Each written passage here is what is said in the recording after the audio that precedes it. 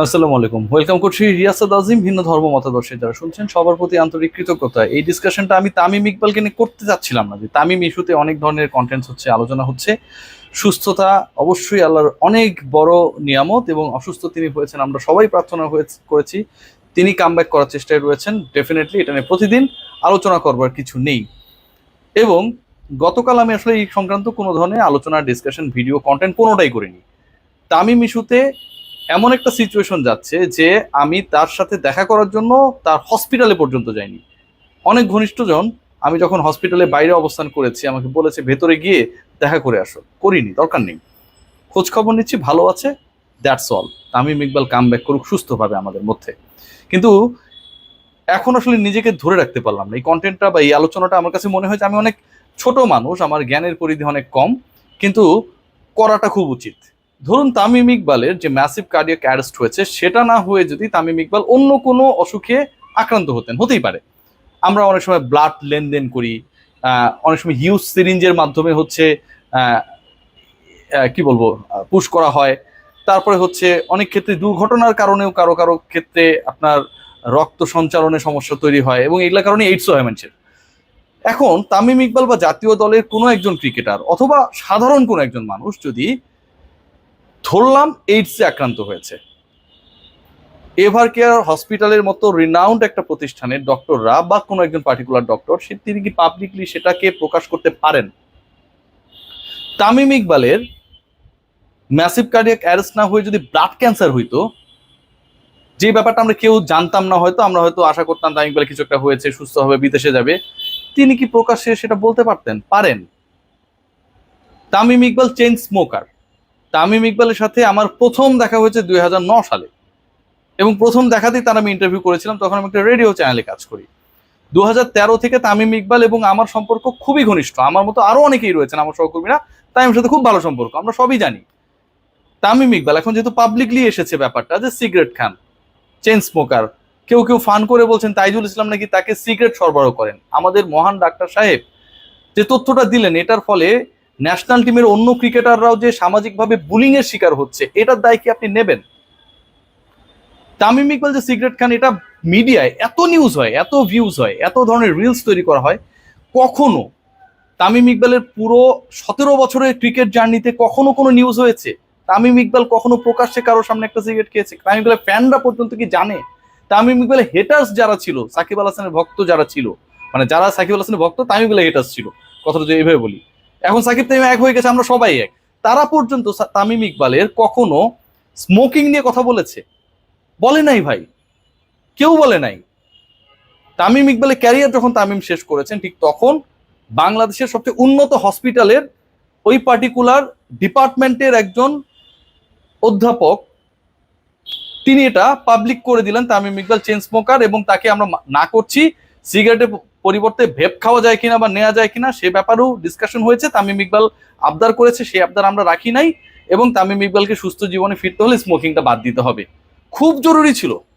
সাংবাদিকদেরকে এই তথ্য দেওয়ার ফলে, সাংবাদিকরা এটা জানার ফলে, এবং যেভাবে এটাকে নিউজ করা হয়েছে, অনেকে তো লাইভে ছিল, লাইভে থাকার কারণ হচ্ছে কেউ বিশ্বাসও করতে পারেনি একজন চিকিৎসক, এভার কেয়ার হসপিটালে একজন চিকিৎসক এরকম একটা দারুণ ফজিলতপূর্ণ অ্যানাউন্সমেন্ট রমজান মাসে দিয়ে দেবেন। এখন কি এটা জানার কারণে তামিম ইকবাল স্মোকিং ছেড়ে দেবেন, নাকি তামিম ইকবাল অতীতে স্মোকিং করে তার যে ইন্টারনাল ড্যামেজ করেছেন সেটা সেরে যাবে? কোনোটাই হবে না। একজন আইকনকে কিভাবে আমরা ইন্ট্রোডিউস করালাম একবার ভেবে দেখুন। যেই ডক্টর তার ট্রিটমেন্টের সাথে জড়িত, তামিম ইকবাল মোবাইল টেপাটেপি করেন, এই খবরটা আমার কাছে রয়েছে। সুস্থ হচ্ছেন, খুব স্বাভাবিক। আমরা আমাদের এই মুহূর্তের যে বাস্তবতা, সেই বাস্তবতায় ইন্টারনেট থেকে নিজেকে দূরে রাখতে পারবো না। নিউজটা নিশ্চয়ই তামিম ইকবাল অলরেডি দেখেছেন, অবশ্যই দেখেছেন, দেখার কথা। ওই পার্টিকুলার হসপিটালের ওই ট্রিটমেন্টের উপর, ওই চিকিৎসকের উপর তাদের আস্থা, তারা বেস্ট, আমি মেনে নিচ্ছি, কোনো ডাউট নেই। তাদের কি থাকবে ভাই? একজন রুগীকে নিয়ে এখন যখন বুলিং করা হচ্ছে, যিনি একটা মৃত্যুর পথযাত্রী ছিলেন, সেখান থেকে ব্যাক করে এসেছেন, কত সিরিয়াস একটা ইস্যু। স্মোকিং তাকে ছেড়ে দিতে বলা হয়েছে, তিনি স্মোকিং করতে যাচ্ছেন, খুব স্বাভাবিক না? সে কি আপনার আমার মতো বাস্তব জগতে রয়েছে? সে তো মানতেই পারছে না তার এত বড় ঘটনা ঘটেছে। তিনি তো চাইবেন অনেক কিছু, শিশুর মতো হয়ে গেছে ভাই। আপনার আমার আত্মীয় স্বজন, আমাদের বন্ধু বান্ধবরা যখন এরকম একটা সিচুয়েশনের মধ্য দিয়ে যায়, তারা কি স্বাভাবিক অবস্থায় থাকে? আমাদের কত চিকিৎসক রয়েছে, তাদের পরিবারের অনেকে রয়েছে, সন্তানরা স্মোকিং করতে পারে, আরো বড় কিছু করতে পারে, আপনি কি পাবলিকলি এটা বলে দিবেন?